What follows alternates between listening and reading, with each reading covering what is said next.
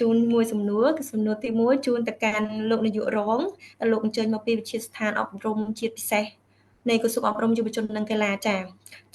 លោកនាយករងតកតងទៅនឹងការអប់រំប្រកបដោយបរិយាបន្ននៅប្រទេសកម្ពុជាយើងចំពោះជនដែលគាត់មានពិការភាពចាតើក្រសួងអប់រំក៏ដូចជា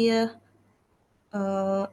NISE ចាមានគោលនយោបាយឬកម្មវិធីសំខាន់អ្វីខ្លះដែរដើម្បីផ្ដល់ឱកាសឲ្យកុមារដែលមានពិការភាពទាំងអស់នោះចាបាទអរគុណច្រើនចំពោះសំណួរដ៏សំខាន់នេះតាមពិតទៅជាសំណួរមួយដែលមានន័យហើយក៏ដោតទៅគ្រប់អ្វីដែលជាសកម្មភាពតែម្ដងបាទអញ្ចឹងខ្ញុំសូមបញ្ជាក់ដែរគឺការអប់រំពិសេសនោះគឺយើងចាប់ផ្ដើមឡើងតាំងពីឆ្នាំ1994ដោយពីអង្គការកាលនោះយើងមានអង្គការហើយបន្ទាប់មកបានចាប់ផ្ដើមពីដល់ឆ្នាំ2000បានក្រសួងចាប់ផ្ដើមមានគេហៅថាការឡើងអប់រំពិសេសបន្ទាប់មកបានចាប់ផ្ដើមបង្កើតឲ្យមាននាយកដ្ឋានអប់រំពិសេសបន្ទាប់ចឹងមកបាទអញ្ចឹងសួរថាតើក្រសួងមានគោលនយោបាយអីខ្លះដើម្បីគ្រប់គ្រងការអប់រំពិសេសឬក៏កុមារថ្នាក់អប់រំបរិយាបន្នឬក៏ការអប់រំកុមារដែលមានពិការភាពបាទបើតាមខ្ញុំចាំគឺនៅដំបូងឡើយគឺនៅក្នុងឆ្នាំ2007គឺក្រសួងបានមានចេញជាឯកសារមួយគឺណែនាំអំពីសាលាកុមារមេត្រីបាទសាលាកុមារមេត្រីគឺក្នុងគោលដៅមួយថាឲ្យកុមារដែលមានពិការភាពនិងកុមារដែលមិនមានពិការភាពនឹងបានចូលរៀននៅក្នុងប្រកបដោយសមធម៌និងគុណភាពនិងបរិយាបន្ននៅតាមគ្រឹះស្ថានសិក្សាសាធារណៈបាទបន្ទាប់មកទៀតនៅក្នុងអឺ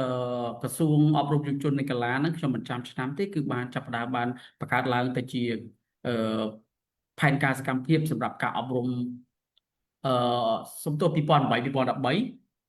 បាទអញ្ចឹងបន្ទាប់មកគឺមានរហូតទៅដល់មានផែនការសកម្មភាពសម្រាប់ការអប់រំបរិយាបន្នហើយបន្ទាប់មកទៀតមានអឺគោលនយោបាយសម្រាប់ការអប់រំបរិយាបន្នហើយថ្មីនេះក្រសួងអប់រំយុវជននិងកីឡាទើបតែបានធ្វើនៅគោលនយោបាយផែនការសកម្មភាពថ្មីមួយគឺផែនការសកម្មភាពអប់រំបរិយាបន្នគឺពី2024ដល់2028ដែលធ្វើនៅអ្វីដែលមានកន្លងមកហើយចាប់ផ្ដើមអាប់ដេតថ្មីទៅបច្ចុប្បន្នភាពដើម្បីឲ្យឆ្លើយតបទៅនឹងតម្រូវការរបស់ជនដែលមានពិការភាពបាទនេះជាគោលនយោបាយធំដែលពាក់ព័ន្ធទៅនឹងទៅដែលក្រសួងអប់រំជននិងកីឡាបានធ្វើដោយឡែកយើងមានគោលនយោបាយផ្សេងៗទៀតដែលក្រសួងស្ថាប័នផ្សេងៗទៀតគេបានធ្វើដែរធ្វើម៉េចដើម្បីឲ្យឆ្លើយតបព្រោះថាក្រសួងអប់រំធ្វើជាមួយនឹងការអប់រំបរិយាបន្នប៉ុន្តែផ្ដោតទៅលើការអប់រំប៉ុន្តែក្រសួងផ្សេងគេបានធ្វើបានគេដែរដែលផ្ដោតទៅលើទូនាទីនិងភារកិច្ចរបស់គេអញ្ចឹងខ្ញុំសូមឆ្លើយតែពាក់ព័ន្ធជាមួយនឹងការអប់រំទេគឺក្រសួងអប់រំយើងបានធ្វើរឿងច្រើនមែនទែនតាំងពីគោលនយោបាយផែនការសកម្មភាពហើយអ្វីដែលនិយាយនៅក្នុងផែនការសកម្មភាពនោះគឺមិនច្រើនដូចសកម្មភាពដែលគាត់បានធ្វើបានច្រើនមែនតើប៉ុន្តែនៅក្នុងគោលនយោបាយយើងបានសរសេរបានរំលេចមិនសូវបានច្រើនទេបាទអរគុណបាទ